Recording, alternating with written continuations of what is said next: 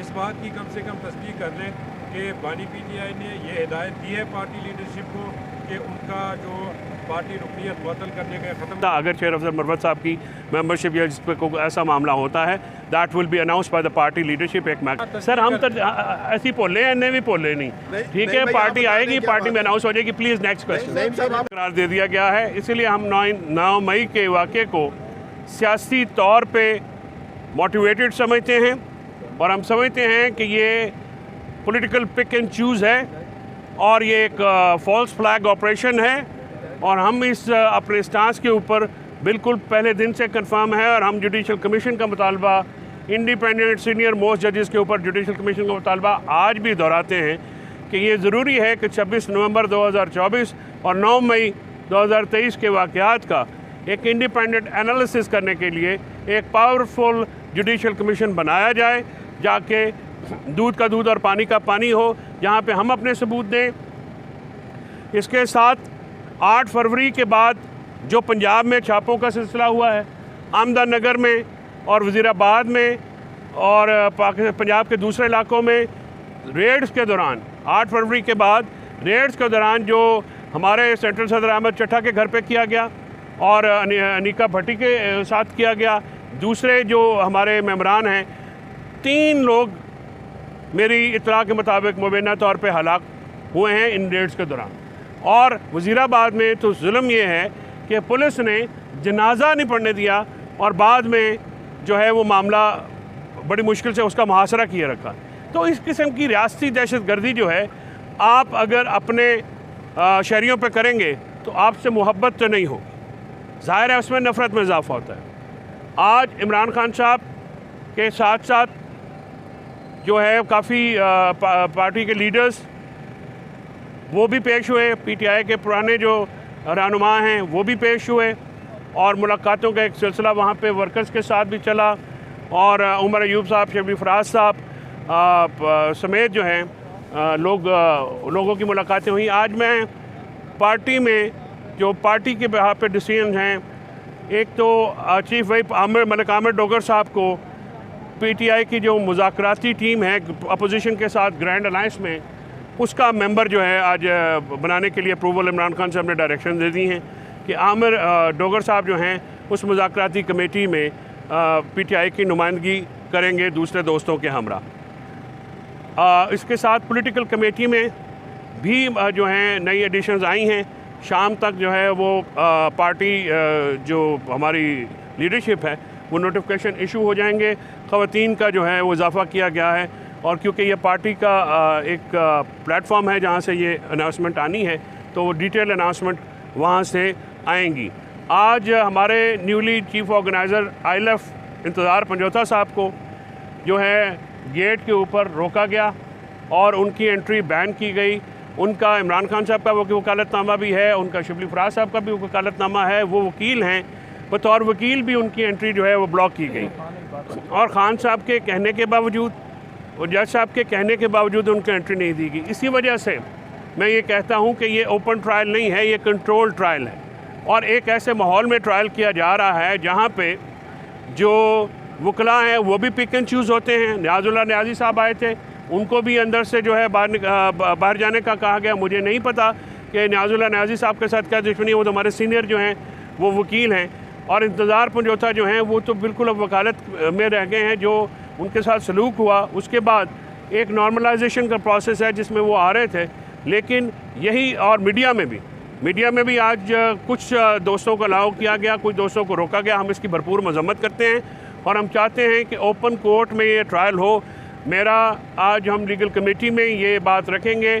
मेरी strong opinion है, मेरी राय में जो ये केस है तोशाखाना 2 की तरह, इसमें भी हम ओपन ट्रायल की दरख्वास्त देंगे और हम ये दरख्वास्त करेंगे कि जो जेल ट्रायल है उसका ख़ात्मा करके ओपन ट्रायल में ATC रावलपिंडी में वहाँ पे इमरान खान साहब को पेश किया जाए ताकि लोगों का, इंटरनेशनल मीडिया का एक्सेस हो और वहाँ पे जो वकला हैं वो भी आराम से जाएं। हम कंफर्टेबल रहते हैं अपनी अदालतों में। जज साहब भी हमारे साथ, उन्होंने काफ़ी ताउन किया। उन्होंने इंतज़ार पंजोता साहब समेत बाकी वकला का भी बहुत 2-4 दफ़ा ये ऑर्डर दिया, लेकिन इस ऑर्डर को मानने से इनकार कर दिया गया। अब जाहिर है फिर हम बात करते हैं तो कहा जाता है कि आपकी ज़बानें सख्त हैं, आप नरम अल्फाज नहीं इस्तेमाल करते। तो कौन सी ताकतें हैं कि जो जज साहब के जो इख्तियारात हैं उनसे भी पावरफुल हैं। इसीलिए तो हम कहते हैं कि चीफ़ जस्टिस होना और सिर्फ चीफ़ जस्टिस होना और कमरों के नाम बाहर नेम प्लेट्स लगाना कोई काबिल फ़ख्र बात नहीं है। आपके नाक के नीचे आपकी मातहत अदालतों के अहकामात को जो है वो हवा में उड़ाया जाता है, जूते की नोक पे रखा जाता है। आज 26वीं तरमीम के बाद, कोर्ट पैकिंग के बाद जो जुडिशरी का हाल हुआ है, जो जुडिशरी ने जिस तरह से ये मामला किया है, उस चीज़ को आप देखिए कि निज़ाम अदल जो है वो ज़मीन बोस हो गया है। आज इमरान खान साहब ने बात करते हुए तीसरा लेटर आज जारी किया है जो कि जिसके मुखातिब पाकिस्तानी अवाम और फ़ौज हैं, और उसमें उन्होंने ये कहा है कि पटन की रिपोर्ट पढ़ते हुए के बाद और दूसरी जो गैर जानबदार इदारे हैं उनकी रिपोर्टें पढ़ने के बाद ये वाज़े हो गया है कि 8 फरवरी 2024 की जो PTI की फतह है उसको किस तरह से इलेक्शन फ्रॉड के ज़रिए जो है वो चेंज किया गया और एक माइनॉरिटी हुकूमत जो है उसको मेजॉरिटी के ऊपर प्रवेल किया गया। और इसी वजह से जो है ये मामलात जो हैं ये पाकिस्तान की अवाम और पाकिस्तान, हालांकि फ़ौज, उनका कहना था कि फ़ौज बहुत बड़ी जंग लड़ रही है और फ़ौज के जवान बहुत ज़्यादा कुर्बानियाँ दे रहे हैं और दहशतगर्दी के ख़िलाफ़ फ़ौज के बहुत ज़्यादा इस वक्त फोर फ्रंट पे हैं, लेकिन जो पॉलिसी है उसकी वजह से नुकसान हो रहा है। इसके साथ साथ उन्होंने ये भी इस बात का भी जिक्र किया है कि 28 साल पहले इंटेलिजेंस एजेंसीज़ ने इन दोनों जो पार्टियां हैं इनकी सरे महल हो या एवनफील्ड हो या बाकी जो इनकी प्रॉपर्टीज़ हैं उस वक़्त जो है पहले जनरल एहतशाम ज़मीर और उससे पहले फ़ारूक लगारी साहब, ये डोसियर्स अब उनको दिए गए और सबूत जो है वो एजेंसीज़ ने उनको हवाले किए गए। उन्होंने ये कहा कि आज 28 साल बाद आप उन्हीं को जब इम्पोज करते हैं जिनके ख़िलाफ़ आपने सबूत इकट्ठे किए, जिनके ख़िलाफ़ आपने ही जो है मुकदमे बनाए। PTI के दौर में आपको याद होगा कि सिर्फ शहबाज शरीफ के ऊपर मकसूद चपड़ासी वाला केस जो कि बंद कर दिया गया है, 1600 अरब रुपए की मनी लॉन्ड्रिंग का वो केस था, ओपन एंड शट केस था, वो केस बनाया गया। उसके अलावा तमाम जो केसेस हैं वो उस नैब ने बनाए जिसको इस्टेब्लिशमेंट और जनरल बाजवा जो है उस वक्त कंट्रोल कर रहे थे और वो तमाम केसेस उनके वहाँ पे बनाए गए, उन्हीं के लाए गए सबूतों की बना पर बनाए गए। लेकिन बाद में जब आप करप्ट और मनी लॉन्ड्रिंग के जो एलिगेशंस के तहत जो लोग होते हैं उनको अगर आप जो है अदालतें सज़ा नहीं दे पाती हैं या आप उनके खिलाफ मुकदमे विड्रॉ करते हैं तो उससे भी अवाम में एक नफ़रत पैदा होती है। इमरान खान साहब ने आज स्पेसिफिकली ये कहा है कि मुल्क में जो मुआशी जमूद है वो पाकिस्तान में रूल ऑफ लॉ की एब्सेंस की वजह से है, पाकिस्तान में टेररिज्म की वजह से है जो कि बढ़ता हुआ टेररिज्म है, पाकिस्तान में जमहूरियत की नफ़ी है, पाकिस्तान में आज़ाद मीडिया का ना होना इसकी बुनियादी जो हैं वो वजूहात हैं। कैपिटल फ्लाइट हो रहा है और ब्रेन ड्रेन हो रहा है। पाकिस्तान में इस वक्त एक रिपोर्ट के मुताबिक जो है वो 2 मिलियन के करीब लोग जो हैं बाहर गए हैं, जो अगर आप उसका एवरेज निकालेंगे तो कम से कम 20 अरब डॉलर जो है मुल्क से बाहर चला गया है। और ब्रेन ड्रेन जो क्वालिटी हमारा HR है वो भी बाहर गया है। ह्यूमन राइट वायलेशंस के ऊपर भी इमरान खान साहब ने बात करते हुए कहा है कि ह्यूमन राइट वायलेशंस का अदलिया नोटिस लेने में बिल्कुल नाकाम हो गई है, शहरी आज़ादियाँ, शहरी हकूक़ बिल्कुल कॉम्प्रोमाइज़ हो चुके हैं और इन अदलिया का ना होना इन्वेस्टमेंट में पाकिस्तान में जो बढ़ती हुई आबादी के साथ ग्रोथ रेट का ना बढ़ना बड़ी अलार्मिंग है बात है। उसकी वजह से अनएम्प्लॉयमेंट बढ़ी है क्योंकि पाकिस्तान का ग्रोथ रेट जब हमारी हुकूमत इमरान खान साहब की हुकूमत जो है उसको डिसमेंटल किया गया था तो 6.2 के ऊपर ग्रोथ रेट था, आज 0% पे आया है। हैवी स्केल मैन्युफैक्चरिंग जो है उसके हालात आप देख लें वो कहाँ पे पहुँचे हुए हैं। तो ओवरऑल इकॉनमी में तब तक बूस्ट नहीं आ सकता जब तक इन्वेस्टमेंट नहीं आएगी। FDI मुल्क की तारीख की सबसे कम सतह के ऊपर है।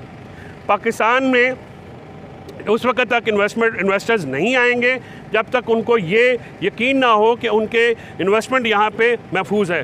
कल IMF का जो वफद मिला था वो उसकी भी बुनियादी जो मिलने की वजह थी वो कह रहे थे कि अगर FDI आती है यहाँ पे जो सिलसिला चला हुआ है तो उसकी मौजूदगी में अदालतें जो हैं वो कैसे प्रोटेक्शन देंगी, क्योंकि ये जो कोर्ट पैकिंग का एक पूरा सिस्टम किया गया है ये तो इमरान खान साहब की सिर्फ इमरान खान साहब के केसेस हैं।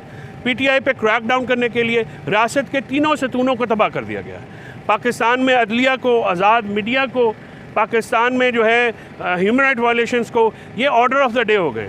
मतलब यहाँ पे कोई अब ऐसा मामला नहीं रह गया। हम जो वर्ल्ड जस्टिस प्रोजेक्ट के तहत हम जो हैं पिछले जो 2024 का हमारा इंडेक्स था, पाकिस्तान 140th नंबर पे है, 1 आउट ऑफ 142। दो जो ममालिक हैं माली और नाइजर, वो सिर्फ हमारे से नीचे हैं कि वो जो कानून की अमलदारी में। पाकिस्तान का ये हाल है। अब 26वें आईनी तरमीम के बाद तो बिल्कुल स्लॉटर हो गया। एक जजेस जो कि खड़े हैं, हमने बिल्कुल हम उनके साथ हैं, उनके इस्तदलाल के साथ हैं, हम उनकी हमायत करते हैं कि जो उनके इस्तदलाल हैं वो ठीक हैं, और पीटीआई जो है और ILF जो है वो उनके साथ बिल्कुल खड़ी रहेगी। हम अपनी जो इखलाकी और जो सपोर्ट है वो बिल्कुल देंगे, और ये सियासी वाबस्तगियों से बालातर होकर ये मामला किया जाएगा। अब मैं नईम से रिक्वेस्ट करता हूँ कि कुछ चीज़ों पे शेर अफजल मरवत की खबर चल रही है कि उसको पार्टी से बानी पीटीआई ने कहा कि उसको निकाल दिए हैं, इसकी ज़रा तस्दीक कर दें आप। नईम साहब, मेरे ख्याल में पार्टी लीडरशिप ये अनाउंस करेगी सर। हमें क्योंकि जिस चीज़ की अनाउंसमेंट या जिस चीज़ की होती नहीं है, ये क्योंकि पार्टी का इंटरनल मैटर है, तो we will not speak on it. हमें जो बात इंस्ट्रक्शंस होती हैं उसके ऊपर आपको गौर खान साहब, शिबली फराज साहब या उमर अयूब साहब ज़्यादा बेहतर बताएं। पार्टी के अंदर होने वाले अहम फैसलों की आज आपने जिक्र किया, जो इंडक्शन नहीं हुई है, तो शेर अफजल मरवत एक अहम MNA है, और आपके पार्टी रहनुमाओं ने हमें बताया ऑफ द रिकॉर्ड कि उनकी रुकनियत मंसूख कर दी गई। जिन्होंने आपको ऑफ द रिकॉर्ड बताया, आप उनसे कहते कि आपको ऑन द रिकॉर्ड बता देते, तो मैं भी ऑन द रिकॉर्ड उसकी कोई बात कर सकता। मैंने कहा कि पार्टी प्लेटफॉर्म से ये जो फैसले इशू ने, मैंने आपको एक जनरल बात बताई है कि PC के जो लोग हैं उनके भी मैंने नाम आपको रिवील नहीं किए हैं, वो भी पार्टी प्लेटफॉर्म से आएंगे। कुछ प्रोटोकॉल्स होते हैं जिनको फॉलो करना ज़रूरी होता है, पार्टी के इंटरनल मैटर्स हैं, मैं मीडिया पर डिस्कस नहीं कर सकता। अगर शेर अफजल मरवत साहब की मेंबरशिप या जिस पर कोई ऐसा मामला होता है, that will be announced by the party leadership. एक मैकेनिज़्म है, इंफॉर्मेशन डिपार्टमेंट है, वो आपको इन्फॉर्म करेगा। हम अडयाला जेल के अंदर जो होने वाली बात है उसको हम प्रेफर करते हैं। जो पार्टी के मामला, बानी पीटीआई की तमाम तर हिदायत आप बतौर फोकल पर्सन आवाम तक भी पहुँचाते हैं, मीडिया तक भी पहुँचाते हैं। पार्टी शेर अफजल मरवत के बारे में क्या करती है, नोटिफिकेशन जारी करती है, वो तो अलग मामला है। इस बात की कम से कम तस्दीक कर लें कि बानी पीटीआई ने ये हिदायत दी है पार्टी लीडरशिप को कि उनका जो पार्टी रुकनियत मुअत्तल करने का, ख़त्म करने का नोटिफिकेशन जारी किया जाए। शबीर डार साहब मोहतरम, मैं 2 लोगों की एंट्री कराने में मसरूफ़ था, जिसमें जनाब बकलम खुद शामिल हैं और इंतज़ार हुसैन पंजौथा साहब शामिल हैं। दोनों की एंट्री कराने में मुझे कामयाबी नहीं हुई, मैंने बहुत फ़ाइट किया। लिहाजा ये जब मामलात अगर डिस्कस हो रहे हैं, नईम भाई से मैं रिक्वेस्ट करूँगा कि नईम भाई आप अगर कोई ऐसी बात हुई है, लेकिन मैं आपसे ये भी रिक्वेस्ट करूँ कि आप हमें अलाउ कीजिए कि हम आपको इन्फॉर्मेशन दें। सर हम तो ऐसी बोले हैं, भी बोले नहीं, ठीक है। पार्टी आएगी, पार्टी में अनाउंस हो जाएगी। Please next question. जो पीटीआई रहनुमा ये पेश होते हैं उसमें समाविया ताहिर मिसिंग है, कह रहे हैं कि उनको हिरासत में लिया गया है, इस हवाले से बताइएगा।